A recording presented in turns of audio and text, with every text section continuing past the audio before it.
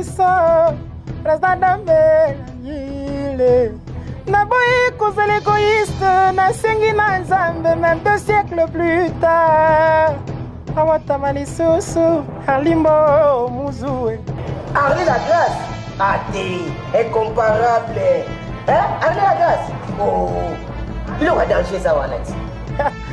Balobi, abonnez-vous massivement na Arlie la Grâce TV. Arlie la Grâce TV. Dans la film, dans la théâtre, dans la gare. Arlie la Grâce. T'es beau s'abonner. Mais t'as comment? Comment? So l'hypnose en attend. Il y a des formations tout. Des formations, il y a les cas na 4 coins du monde. Quand on a na Arlie la Grâce TV. Beau s'abonner. S'abonner. Ngala s'abonner.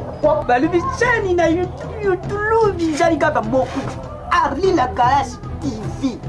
Abonnez-vous massivement. Vraiment félicitations. Arlie la Grâce TV. Non. Excellence vraiment donc il y a un peu de prôner quoi. Balubi s'abonner Léo. S'abonner Léo, mon papa qui se hote. S'abonner Léo. Place même va s'abonner. Est-ce que va combien rouge? La s'abonner. Oh, il aura des boules. Arlie la Grâce. S'abonner Léo, mon papa qui se hote.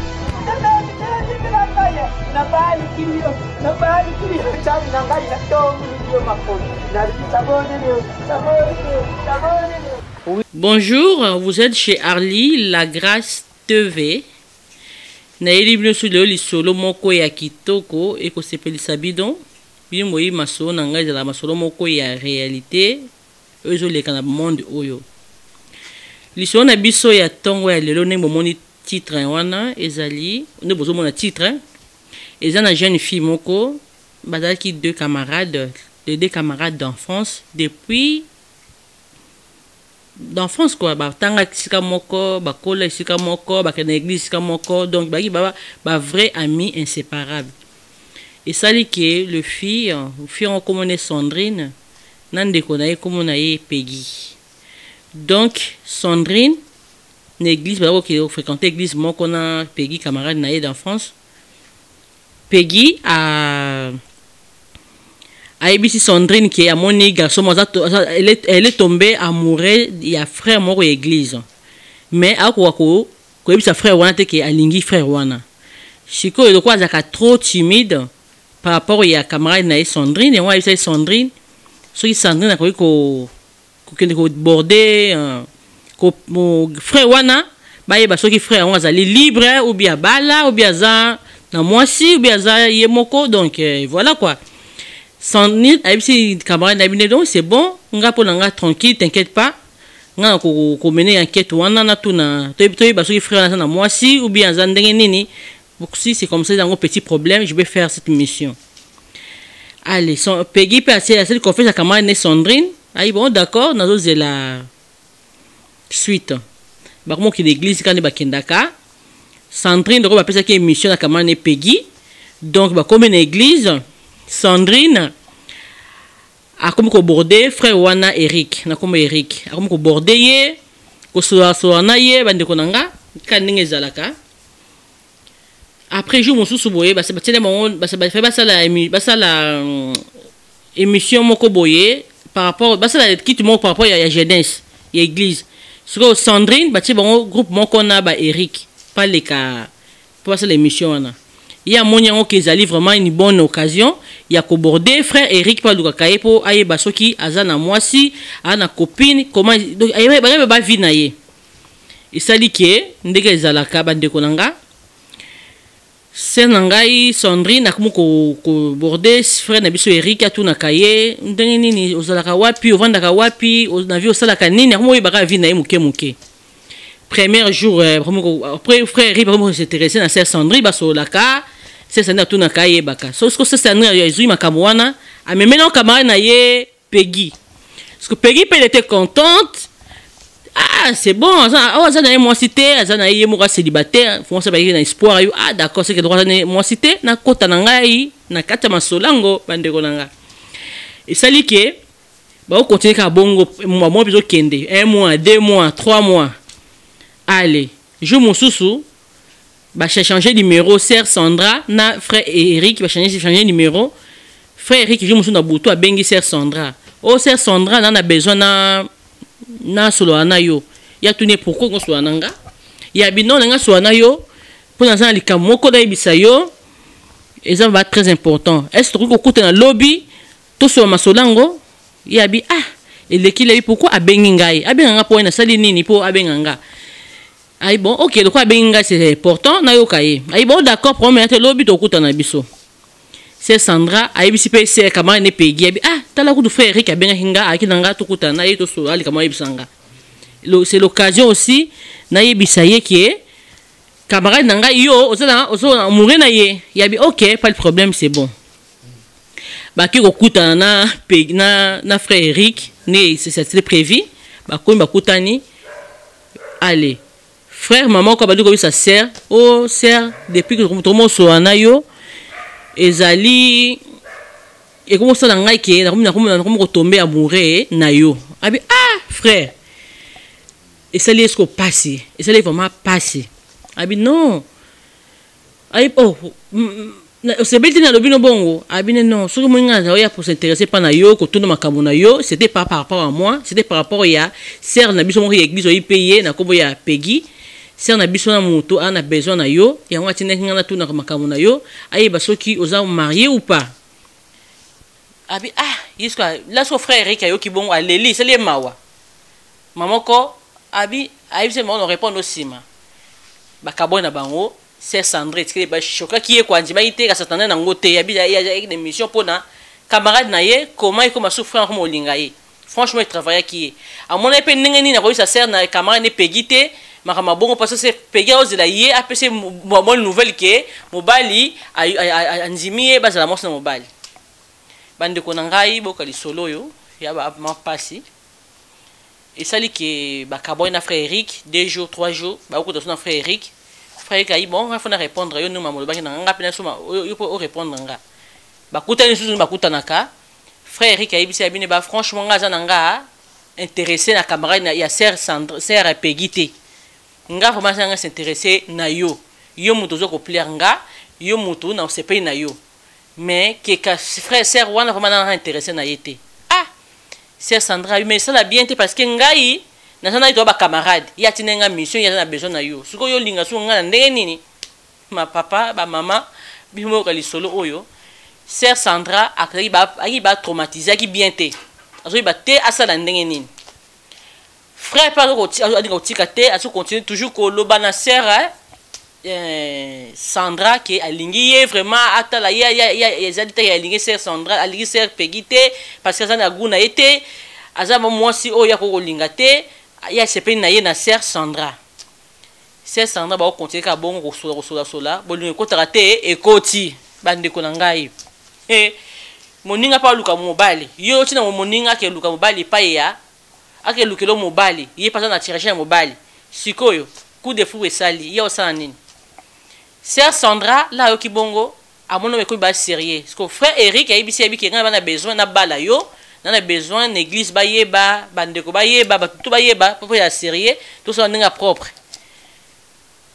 sœur Sandra pe akomo ko mamourer ya frère na biso Eric sikoyo camarade na yatinda kaye atuna tout le temps sikoyo za ndenge nini azolo ba ndenge nini tellement sœur Sandra da commune na bolingo ya frère Eric moi c'est la autre mais akité donc abi il faut y sa camarade de vérité que mission tinda kingai ngamoko na commune nga intéressé puis frère nga linga balanga et sali ke bande ko ngai bo kaliso nga oyo vraiment pas si mingi et sali ke ndeko na biso ya mwasi aluki sœur na biso Peggy ayiba mama Peggy na besoin na solo na yo mama Peggy abi d'accord nazo yo kayo abi sœur maman na ngali kamanga yebisa yo eza moi passer maintenant besoin amitié na biso ekufa te parce que linga to yeba depuis bana bumba na mikie to gasha amitié to pona ngo vraiment olimbi sangai ala limison ni kamunini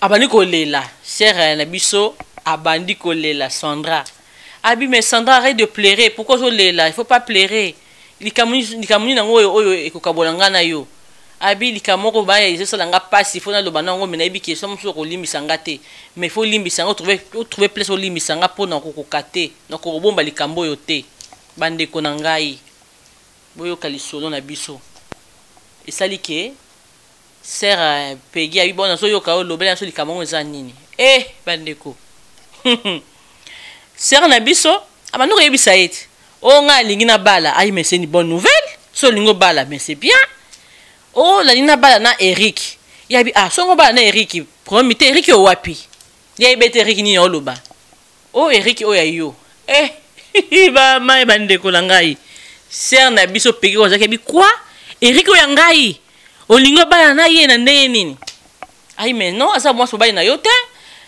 nakendaki mission oyo otindaki nga frère na biso alingi na ye yo te alobi ke aza nesi intéressé na yo te alingi na ye ngai naboyaki ndenge nyonso tuni baboyaka mais azosinteresse kaka na ngai na fur et à mesure tozokutana tous les jours bolingo mpe ekotaka te sala nini ekoti alobi abala ngai apresente nga na famille na ye apresente nga na église tout ça yango wana ye na pa na yo nasolola na yo nayebisa yo soki omoni ndenge nini bandeko sere na biso abandi kolela abi non nakopardonne tout mobali oyo ngai naza amoureux yo lobi ke yo nde olingi obala na ye eki nga mena kotinda mpa na ye komi soki yo nde moto ozala na ye ekosimba te nakokolimbisa na likambo wana te yango wana sere na biso Sandra ayaki pa mama Arlie la grâce apesa nga lisolo oyo nabeta na partage na bino toloba point de vue na biso mpo na bino bolobi nini sere Sandra abalala na frère Eric ou bien atika lisolo atika les relations wana parce que sere Sandra bia kotika te akomi déjà amoureux ya frère na biso Eric kamani pa lobi soki azalaka na frère Eric bakolobanaka te akolimbisa ye te comme conseil gratuit nazo kopesa bandeko na biso nyonso mu monde entier par rapport à lisolo na biso vraiment na vie soko moni moto sepei na ye bota courage ata mwasi oboti courage okei pa moto wana oborde ye olobi ne ke papa na sepei na yo bona boke otinda moninga akende kolingela o moto nga moko na mona na vivre lisolo mundele moko boye amona ba moto ya mwasi amona mobali moko atelema sepei na ye atemona mobali ya noir asepei na ye boti courage ake koloba na ye vraiment na sepei na oza bo na sepei na yo eza pasi ko otinda mutu alingela yo mutu parce que toyebi te on sait jamais soki so mutu ba ina s'intéresser na yo te donc pour na ngai conseil gratuit soki ozwi courage yako borde mutu yo moko fo sala ngo koti dans travers mutu te bota vraiment courage ningo mona ki na amoureux ya mutu wana sala ngo yo moko vraiment lisolo na ngai yango wana na pesi bambote na ngai na bato nyonso tu balingaka ngai Arlie la grâce TV yeyo ngai yeyo Arlie la grâce na pesi bino bambote esika bozali na pesi mbote pa ya Christelle la maman de Chris ya la belle porte mona bata papa Daniel bambote nango wana papi gen talaka kaka yo bambote no pango wana tolobela vie na pesi yo bambote pa Christelle Sadi mama na bajimo mama na 6 étoiles pesi yo bambote na yo na pesi mbote pa ya BBC Muzu mobali na ye no kombo Air France kwenda vutuka na pesi yo bambote nango wana Gislain Bulungu bambote nango wana image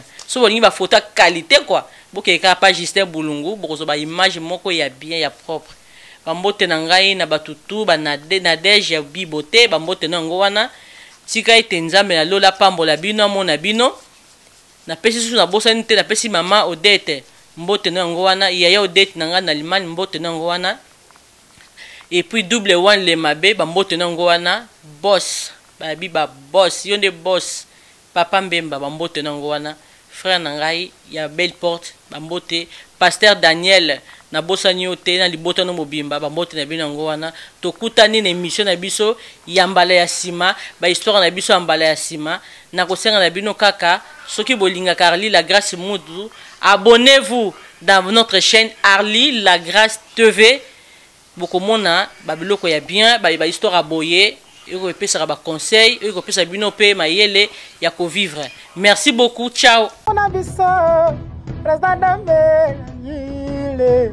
Naboyi kozala égoïste, nasengi na nzambe même 2 siècles plus tard. Awatama lisusu, Alimbo Muzue. Arlie la grâce. Ate, incomparable. Hein? Arlie la grâce. Oh, il aura danger ça, Wanet. Balobi, abonnez-vous massivement na Arlie la Grâce TV. Arlie la Grâce TV. Dans la film, dans la théâtre, dans la gare. Ah, Arlie la Grâce. Ate, beau s'abonner. Mais t'as monde, comment? Comment? So lit nous en attend. Il y a des formations tout. Des formations il y a sur les ramons, tous les cas na 4 coins du monde. Quand on a na Arlie la Grâce TV. Beau s'abonner, beau s'abonner. Ngala s'abonner. Bah le chaîne na YouTube bizali kaka beaucoup. Arlie la Grâce TV. Abonnez-vous massivement. Vraiment félicitations. Arlie la Grâce TV. Non. Excellence vraiment, donc il y a un peu de prôner quoi. S'abonner Léo. S'abonner Léo, vous devez qui se s'abonner Léo. Ah, place Léo va s'abonner. Est-ce qu'elle va combien rouge? Ah, da, la s'abonner. Oh, il aura bien beau. Ah, il a s'abonner Léo, vous devez qui se